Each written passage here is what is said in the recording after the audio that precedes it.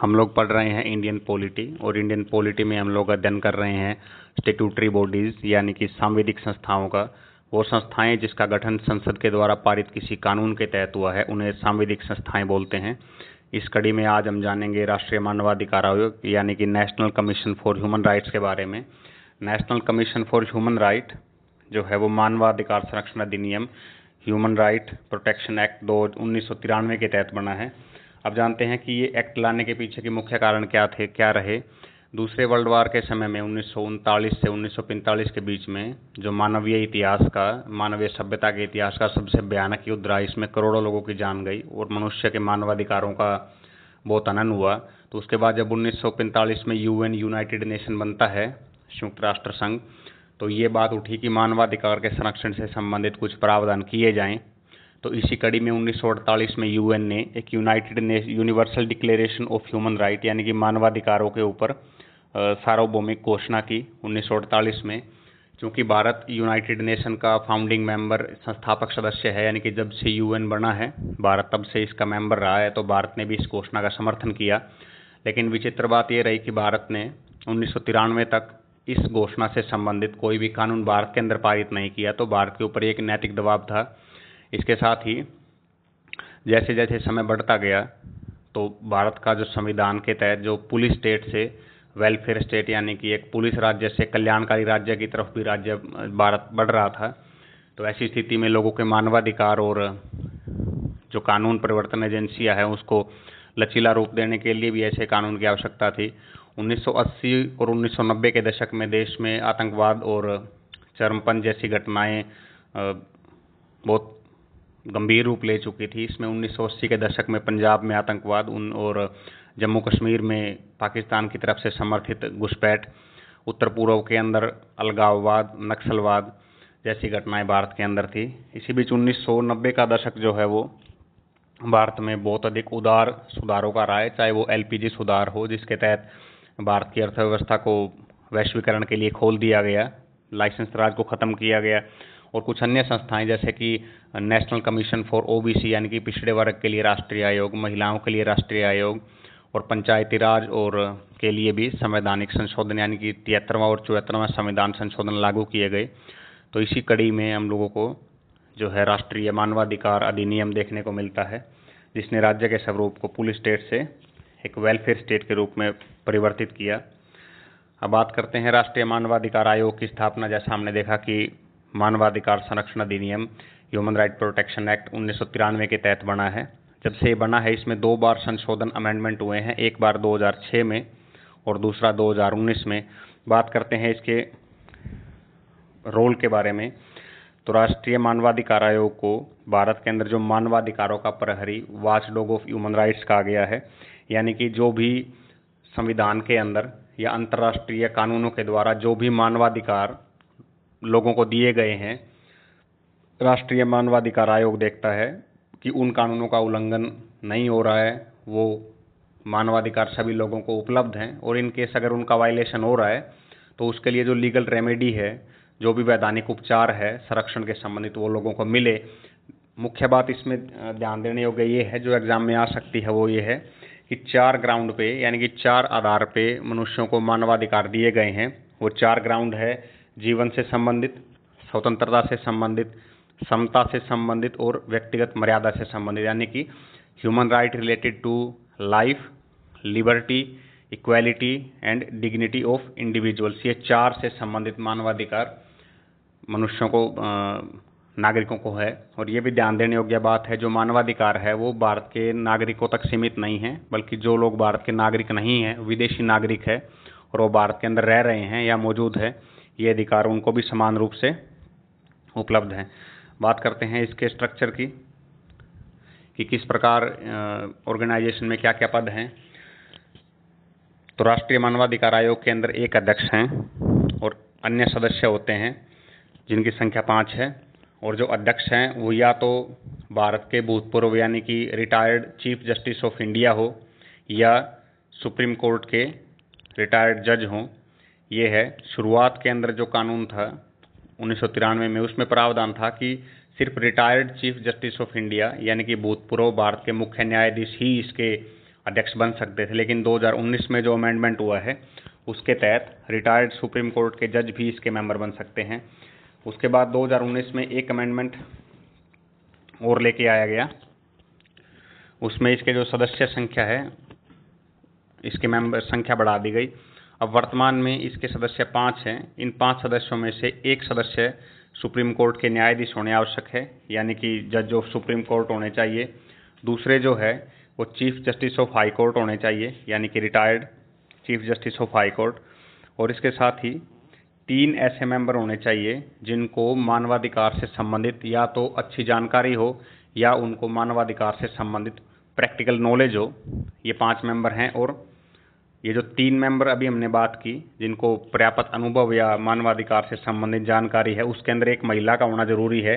ये अमेंडमेंट 2019 के द्वारा जोड़ा गया है, यानी कि 2019 से पहले ये 4 मेंबर थे, अब इनको 5 कर दिया गया है। और 5वां मेंबर जो है वो महिला का होना जरूरी है, जिसके पास मानवाधिकार से संबंधित एक्सपीरियंस या उससे संबंधित विशेष जानकारी वो रखती हो।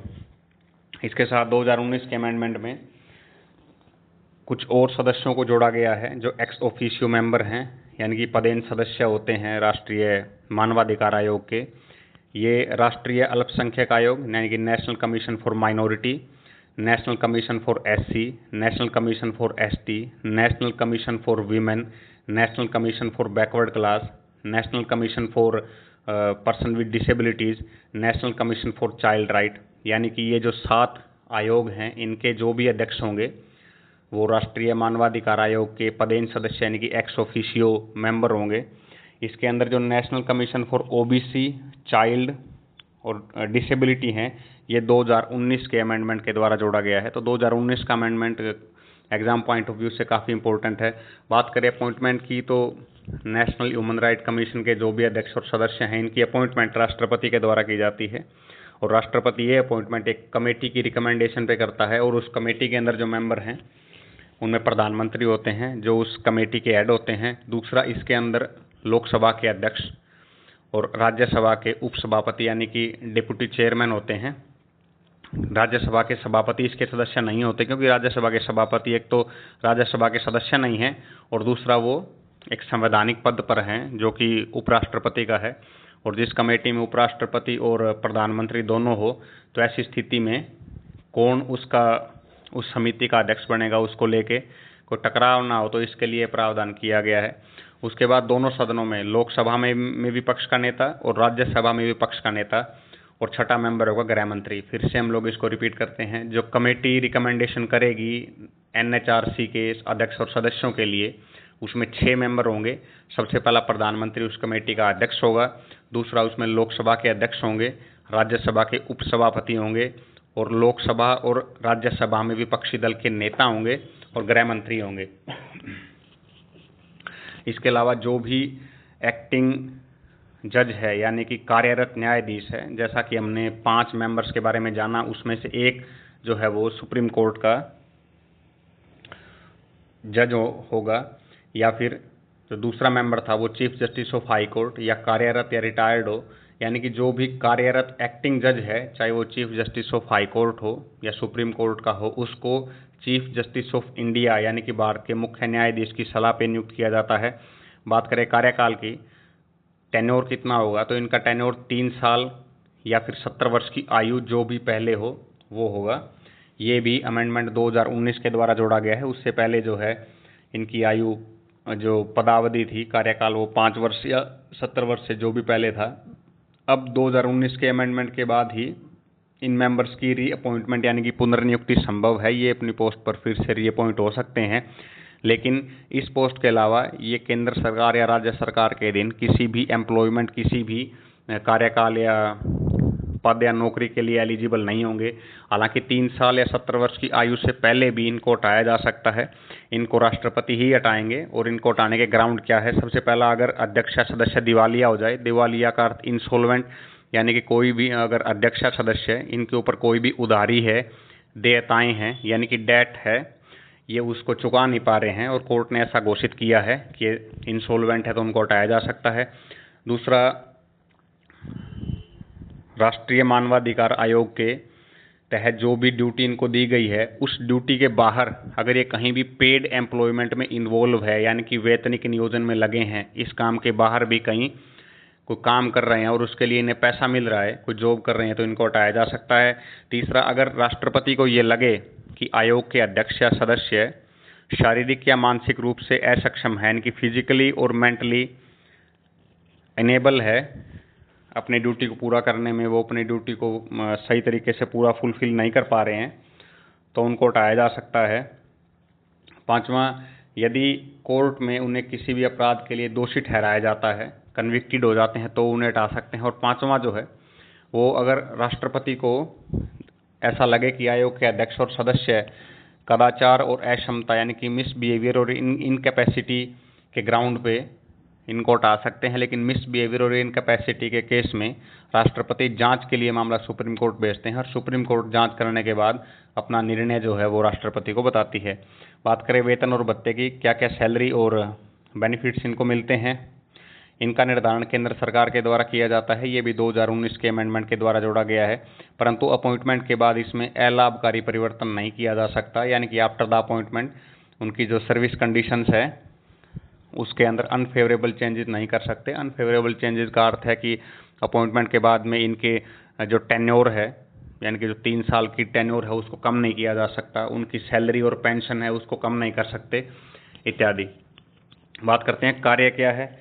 राष्ट्रीय मानवाधिकार आयोग के कार्यों की बात करें तो इसका मुख्य कार्य है, जो भी ह्यूमन राइट का वायलेशन है, मानवाधिकार जो व्यक्तियों को दिए गए हैं, अगर उसका उल्लंघन होता है तो उसके मामले की ये जांच करता है।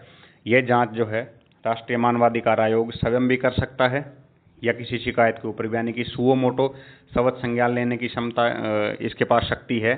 दूसरा, ये उन मामलों को भी देखता है कि जहां किसी व्यक्ति के मानवाधिकार के उल्लंघन से संबंधित शिकायत किसी कर्मचारी को दी गई है या किसी अधिकारी के पास है और वो अधिकारी उस मामले की जांच नहीं कर रहा है, उसको लटका रहा है, तो उस मामले में भी ये कार्रवाई कर सकते हैं। इसके अलावा अगर किसी भी कोर्ट में कोई ऐसा मामला, कोई ऐसा केस चल रहा है जो मानवाधिकार के उल्लंघन से संबंधित है, वायलेशन ऑफ ह्यूमन राइट से रिलेटेड है, तो राष्ट्रीय मानवाधिकार आयोग कोर्ट की परमिशन से उस मामले में इंटरवीन कर सकता है, यानी कि हस्तक्षेप कर सकता है।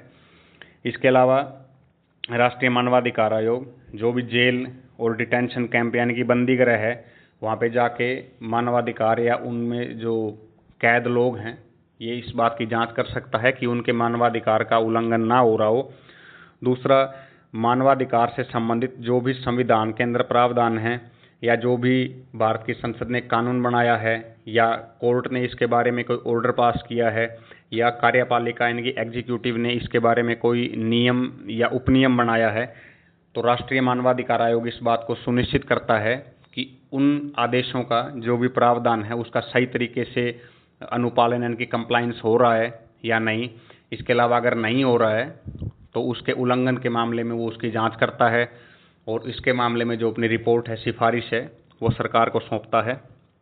इसके अलावा जो राष्ट्रीय मानवाधिकार आयोग है उन सभी मामलों की जांच करता है, उन सभी मामलों की जांच या कारणों की जांच करता है जिनकी वजह से मानवाधिकार का उल्लंघन हो। इसके अंदर जो आतंकवाद है या हिंसा है वो सभी आ गए, यानी कि राष्ट्रीय मानवाधिकार आयोग का ये मानना है कि दोषी आतंकवादी या कितने भी गंभीर अपराधी हो, उनके भी हर व्यक्ति के कुछ ना कुछ मानवाधिकार हैं और उन स्थिति में उसका पालन किया जाना चाहिए। बहुत बार आपने देखा होगा कि आतंकवादी के टेररिस्ट के एनकाउंटर में या जो पुलिस फेक एनकाउंटर करती है उसके मामले में भी राष्ट्रीय मानवाधिकार आयोग सरकार को या कानून प्रवर्तन एजेंसी है, लॉ एनफोर्समेंट एजेंसी को नोटिस जारी करता है। इसके अलावा ह्यूमन राइट से संबंधित जो भी अंतर्राष्ट्रीय संधियां हैं या डॉक्यूमेंट्स है, राष्ट्रीय मानवाधिकार आयोग उनका अध्ययन करता है और इसके बारे में सिफारिश देता है कि किस और तरीके से इनको और बेहतर बनाया जा सकता है। इसके अलावा ह्यूमन राइट से संबंधित जो भी जानकारी है उसके बारे में लोगों के बीच में प्रचार प्रसार करता है, चाहे वो टीवी, सोशल मीडिया, रेडियो या नुक्कड़ नाटक इत्यादि की वजह से। इसके अलावा जो भी एनजीओ, नॉन गवर्नमेंट और नॉन गवर्नमेंट ऑर्गेनाइजेशंस हैं उसके साथ ये समन्वय बनाता है, यानी कि उनके साथ संपर्क साधता है और उनको प्रमोट करता है, उनको फंड उपलब्ध करवाता है ताकि वो मानवाधिकार के बारे में और अधिक सूचनाओं का प्रचार प्रसार कर सके। अब बात करते हैं शक्ति की कि क्या क्या पावर राष्ट्रीय मानवाधिकार आयोग के पास है। तो राष्ट्रीय मानवाधिकार आयोग के पास सिविल कोर्ट की पावर है। इस पावर का उपयोग करते हुए यानी कि आयोग किसी भी व्यक्ति को समन करके समन भेज के बुला सकता है और ये सुनिश्चित कर सकता है कि वो व्यक्ति इसके बुलावे पे आए, यानी कि उसकी हाजिरी सुनिश्चित करे। इसके अलावा शपथ पर उसके साक्ष्य ग्रहण कर सकता है। राष्ट्रीय मानवाधिकार आयोग के पास खुद का जांच दल है, यानी कि इन्वेस्टिगेशन एजेंसी है। ये बड़ा एक इम्पोर्टेंट पार्ट है जो इसकी इंडिपेंडेंस को, स्वतंत्रता को सुनिश्चित करता है। राष्ट्रीय मानवाधिकार आयोग सुओ मोटो किसी भी मामले की स्वत संज्ञान के साथ लेके जांच कर सकता है। ऐसी कोई आवश्यकता नहीं है कि इसके लिए उसे किसी शिकायत की आवश्यकता हो, और 1 साल के अंदर आने वाले सभी मामलों की जांच कर सकता है। इसमें यह बात भी जानना आवश्यक है कि राष्ट्रीय मानवाधिकार आयोग संघ सूची यानी कि यूनियन लिस्ट और जो कंकरेंट लिस्ट है, समवर्ती सूची, इन मामलों के मानवाधिकार से संबंधित उल्लंघन के मामलों की जांच करता है। कुछ अन्य शक्तियां जो राष्ट्रीय मानवाधिकार आयोग के पास हैं वो ये है कि किसी भी मामले की सुनवाई के दौरान अगर कोई व्यक्ति है, उसके मानवाधिकार का उल्लंघन हुआ है और उसकी शिकायत उसने आयोग में दी है और उसकी जांच चल रही है, तो उस जांच के दौरान, इन्वेस्टिगेशन के दौरान राष्ट्रीय मानवाधिकार आयोग उसको अंतरिम राहत के लिए के रूप में क्षतिपूर्ति यानी कि कंपनसेशन के लिए सिफारिश कर सकता है सरकार को कि उसे मुआवजा दिया जाए। दूसरा, अगर आवश्यकता पड़ती है किसी भी निर्देश के लिए या रिट के लिए, तो आयोग हाई कोर्ट या सुप्रीम कोर्ट में जा सकता है। इसके अलावा अगर कोई सरकारी सेवक है जिसने किसी व्यक्ति के मानवाधिकार का उल्लंघन किया है या मानवाधिकार के उल्लंघन से संबंधित कोई भी शिकायत उसके पास थी और उसने एक्शन नहीं लिया, तो राष्ट्रीय मानवाधिकार आयोग सरकार से उस पब्लिक सर्वेंट के विरुद्ध कार्रवाई करने के लिए शिकायत दे सकता है। सुप्रीम कोर्ट ने इस बात का निर्णय दिया है कि राष्ट्रीय मानवाधिकार आयोग की जो भी सिफारिशें हैं वो सलाहकारी प्रवृत्ति की है, यानी कि एडवाइजरी इन नेचर है। सरकार के ऊपर या कार्यपालिका के ऊपर इस बात की कोई बाउंडेशन, कोई बाध्यता नहीं है कि वो आयोग की सिफारिशें माने। लेकिन आयोग की सिफारिशों के अंदर जो मोरल वेट, नैतिक दबाव ही इतना है कि लगभग सरकार उसकी सिफारिशों को मान लेती है। लेकिन अगर सरकार आयोग की सिफारिशों को नहीं मानती है तो वो आयोग को 1 महीने के अंदर उन कारणों को बताती है कि किन कारणों की वजह से उसने आयोग की रिपोर्ट को या सिफारिशों को स्वीकार नहीं किया।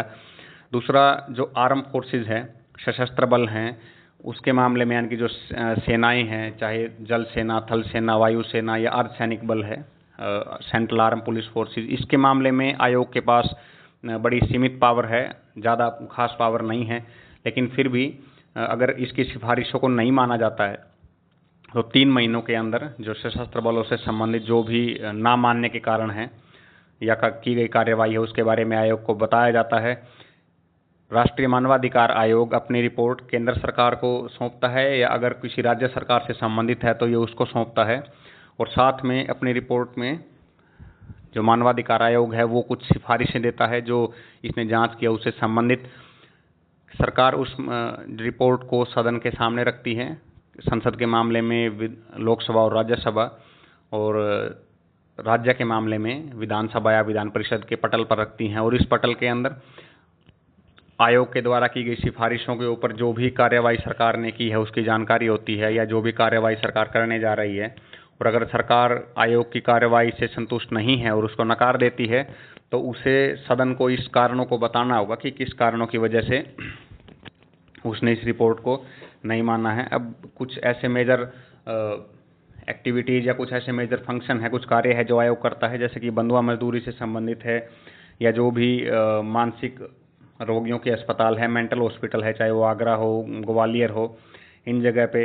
इसके अलावा जो भी डिटेंशन कैंप है, जेल है, उससे संबंधित जो मामले हैं, और जो मानव अवैध व्यापार है, ह्यूमन ट्रैफिकिंग, इससे संबंधित मामले आयोग देखता है।